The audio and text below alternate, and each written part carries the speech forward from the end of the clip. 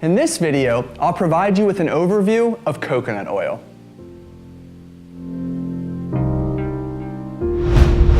Coconut oil has been touted as a miracle fat loss food and thought to be the cure for all things evil. The point of these next two videos is to expose you to what coconut oil is and the truth behind what it may or may not do for your health. Coconut oil is derived from, well, a coconut. It's extracted from the meat of the coconut and is composed of over 90% saturated fats.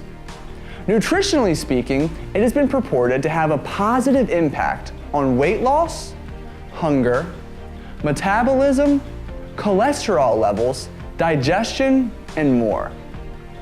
Outside of the nutritional realm, it's even been suggested that it can enhance your skin, hair, and mood. I cannot speak to these benefits, so I'll stay within my nutrition scope. Further distancing coconut oil from the traditional sources of saturated fat is the fact that it can be found in both liquid and solid forms. When stored above 76 degrees Fahrenheit, it's in a liquid state. When stored below that temperature, it's in a solid state. But what really makes this tropical fat so desirable is that it's composed of medium chain fats, whereas most fats you're familiar with are composed of long chain fats. The next video discusses the unique benefits these types of fat may offer your health and exercise performance.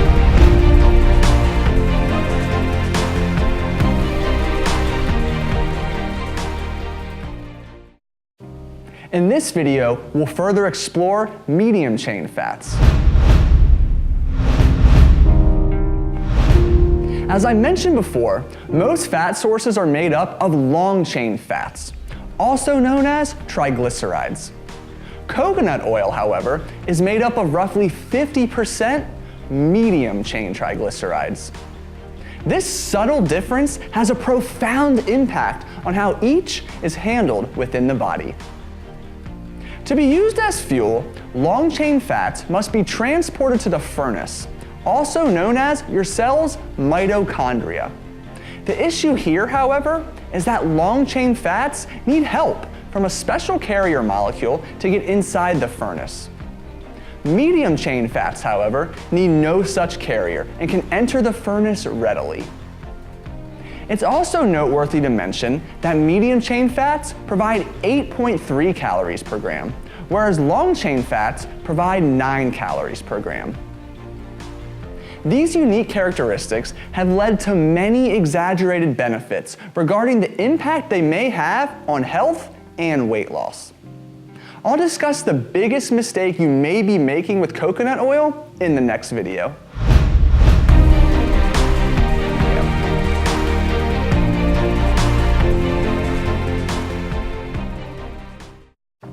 In this video, we'll further explore a coconut oil conundrum. The biggest mistake I see people make with coconut oil is adding it to their diet and thinking it has no repercussions. Yes, it has fewer calories per gram than traditional fat sources. Yes, it is readily used as fuel, whereas traditional fat sources are not. And yes, it has been shown to have a slightly positive impact on your metabolic rate. But many often lose sight of the fact that for every tablespoon they add to their day, that's an additional 114 calories. If they do not sub this coconut oil for something else, then they end up eating more calories than before. No wonder the weight doesn't come off. Keep in mind that although it's readily used as fuel, this prevents other nutrients and calories from being used. So sure, it's used readily, but this comes at the expense of would-be fuel in the form of carbohydrates or fat that now remains in storage. And lastly, yes, medium-chain fats influence the production of ketone bodies, which may suppress your appetite. But the complex human body and interaction of other nutrients you eat throughout the day has a far greater impact on ketone production than just a spoonful of coconut oil. To date, no concrete evidence exists to show that adding coconut oil to your day significantly reduces appetite. Now, I know that didn't come out as a Paradise-inspired story about this tropical fat, but the bottom line is this. Coconut is a source of saturated fat and is made up of roughly 50% medium chain fats. It may have a positive impact on various health and body composition parameters when substituted for other sources of fat, but more research is needed. If you enjoy it, eat it. Just aim to stay around my recommendation of a quarter of your fat sources coming from saturated fat. If you do add it to your day, be sure to start with a small serving, preferably between a half and full tablespoon. Too many medium chain fats at once can lead to gastric distress and diarrhea. Next up, I'll take a crack at answering the question, what really makes us fat?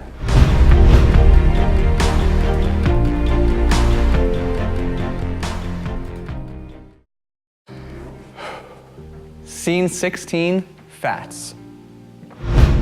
In this video, I'll discuss the impact a high carbohydrate, high fat meal may have on your body composition.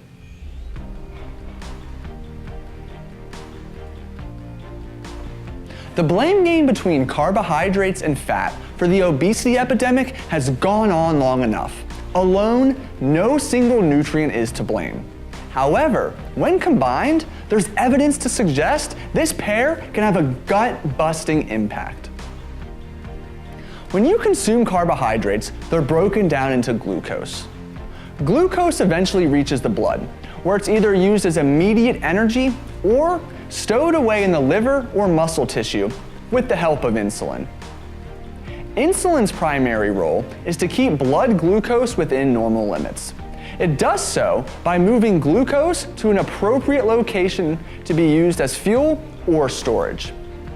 Insulin production is influenced by carbohydrate choice and portion, as well as other components of your meal. In healthy individuals, insulin does its job well, which demonstrates that carbs alone are not to blame for the out-of-hand obesity epidemic. Dietary fat is broken down into fatty acids. Fatty acids are then transported to the mitochondria, or furnace, to be used as fuel, or they're stored for later.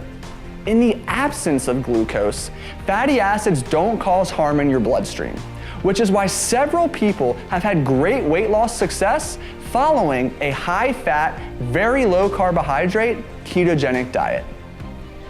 The way both carbohydrates and fat are metabolized is altered when both nutrients are present together in high amounts, such as after eating a half a pizza. This type of meal results in a significant rise in both glucose and fatty acids in the blood. The level of glucose in the blood is what determines the fate of the fatty acids, not the level of fatty acids in the blood. When you eat carbohydrates, your blood glucose levels rise. This triggers the release of insulin, which helps to normalize blood glucose levels. When insulin rises, it increases the activity of an enzyme that produces a molecule known as malonyl-CoA. This molecule blocks the helper molecule, CPT1, from assisting fat to getting inside the mitochondria where fat breakdown occurs. Instead, the fatty acids are redirected for storage, which may just give you a little more pudge around your middle. Let's chat about that next.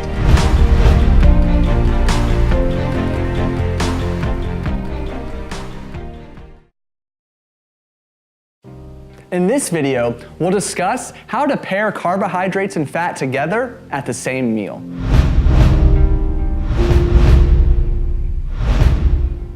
Eating a carb-rich meal completely devoid of fats is like squatting 3 times your body weight. It's doable, but not without a ton of effort. This is especially difficult considering the most convenient foods available are often high in both carbs and fat.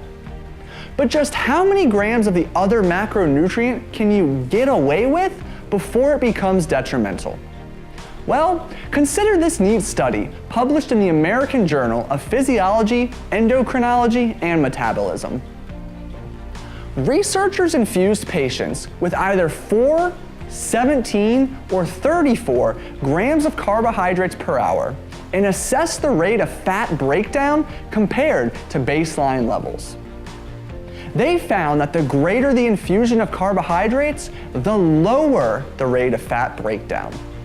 Consuming 34 grams of carbs suppressed fat breakdown by more than 50%, and even 17 grams resulted in significant suppression of fat breakdown. Basic nutrition guidelines suggest steering clear of high carbohydrate, high fat foods, or at least eating them in moderation. Yes, think pizza, ice cream, and cheeseburgers. But it's difficult to eat a food devoid of one or the other. At this point, there isn't enough research to explicitly state that combining carbohydrates and fat at a meal will impair your physique goals. But if you consistently aim to keep the two nutrients separated as best as possible, you'll potentially reap some significant body composition changes. Here are a few strategies to consider to do so. Rather than evenly distributing your macronutrients across each meal, such as 45 grams of protein, 40 grams of carbs, and 20 grams of fat at each meal, keep carbohydrates and fat separate as often as possible. Bolster your pre- and post-workout meal with most of your carbohydrates and save the fat for other meals. Reducing the number of meals that contain a high amount of carbohydrates and fats will help to keep insulin levels suppressed, which will reduce the interference of fat breakdown. Even if you're able to do this for only one meal, you're still reducing potential fat storage, in theory. For meals that you do decide to include both fat and carbohydrates, use the 15-gram threshold as a guideline to minimize the potential negative impact on fat storage. At meals higher in fat, think over 25 grams, keep total carbohydrates from starches and grains to no more than 15 grams. For those meals higher in carbohydrates, think over 40 grams, keep direct sources of fat to fewer than 15 grams. If you distribute meals as mentioned above, you'll be doing it right. Here are a few sample swaps you can make to abide by the recommended strategies above. I cannot stress enough how limited this research is. However, the recommendations above may help provide you an additional 1 to 2% of benefit, which, over time, adds up. Why not make a slight change in your meal composition for a potentially large reward?